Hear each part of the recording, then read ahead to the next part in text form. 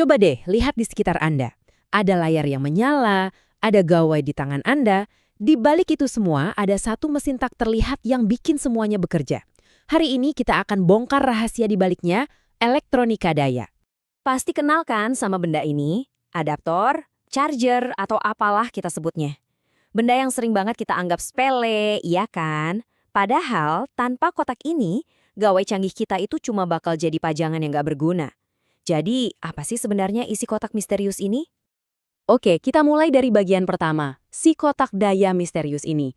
Sebelum kita ngomongin sirkuit yang ribet-ribet, kita mulai dari fungsinya yang paling dasar dulu. Apa sih tugasnya sebuah catu daya atau power supply itu? Gini deh, bayangin aja listrik dari tembok itu kayak aliran sungai yang arusnya liar dan deras banget.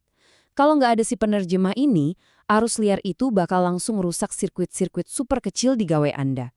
Jadi, tugas utamanya itu ya menjinakkan aliran listrik, mengubah dan melindungi. Nah, proses menerjemahkan listrik ini bukan sulap, bukan sihir. Ini adalah sebuah disiplin ilmu rekayasa yang super canggih.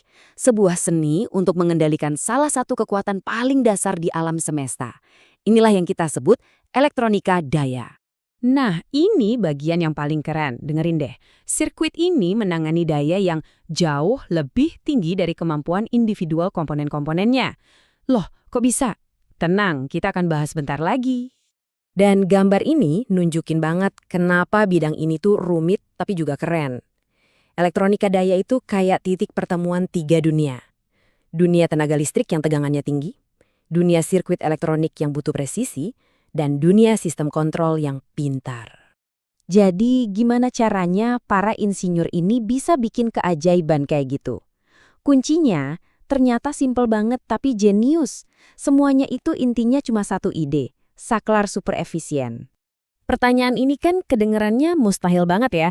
Logikanya kalau cuma bisa nahan panas 0,5 watt, dikasih daya 48 kali lipat lebih besar, ya harusnya langsung gosong dong. Tapi ternyata enggak. Dan disinilah rahasianya kebongkar. Kita harus bisa bedain dua hal ini penting banget.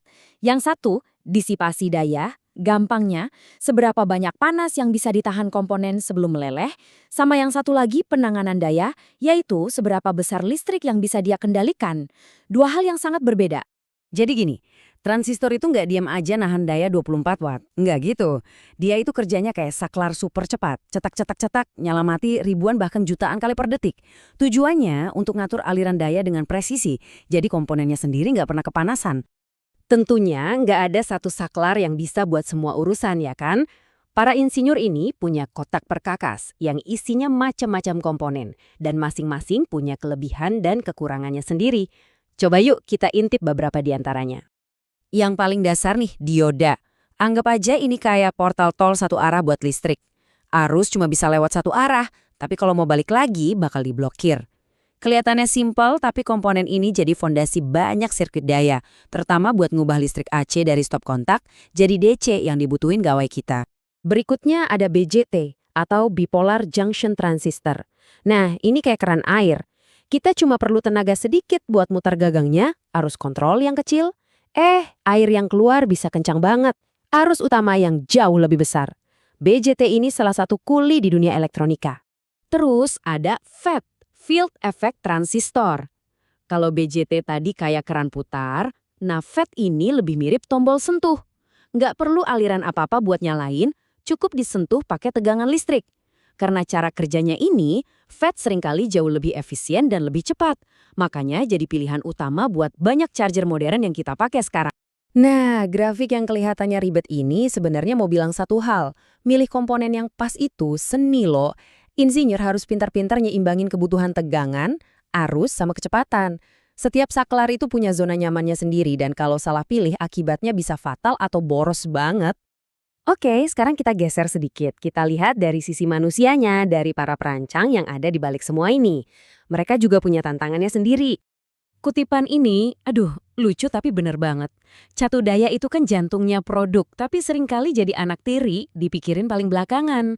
Dan ini bikin posisi perancangnya jadi susah banget. Coba bayangin deh, pusingnya mereka. Tim marketing teriak, pokoknya harus murah.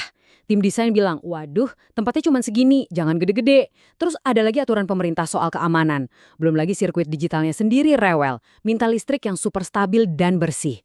Ini beneran perang di banyak sisi setiap hari. Nah, tabel ini nunjukin dilema itu dengan jelas banget. Coba kita lihat deh baris pertama, yang linear. Bikinnya murah, cepat, cuma seminggu. Tapi efisiensinya payah banget, setengah energi kebuang jadi panas. Sekarang bandingin sama yang switching. Efisien banget, tapi lihat biayanya. Waktu bikinnya berbulan-bulan. Intinya apa? Di dunia engineering, nggak ada yang sempurna. Semuanya soal kompromi. Oke, jadi setelah kita bongkar semua ini, kita bisa lihat gambaran besarnya sekarang. Makanya, lain kali Anda cas HP, nyetir mobil modern, atau bahkan sekedar nyalain lampu di rumah, coba inget deh mesin tak terlihat ini.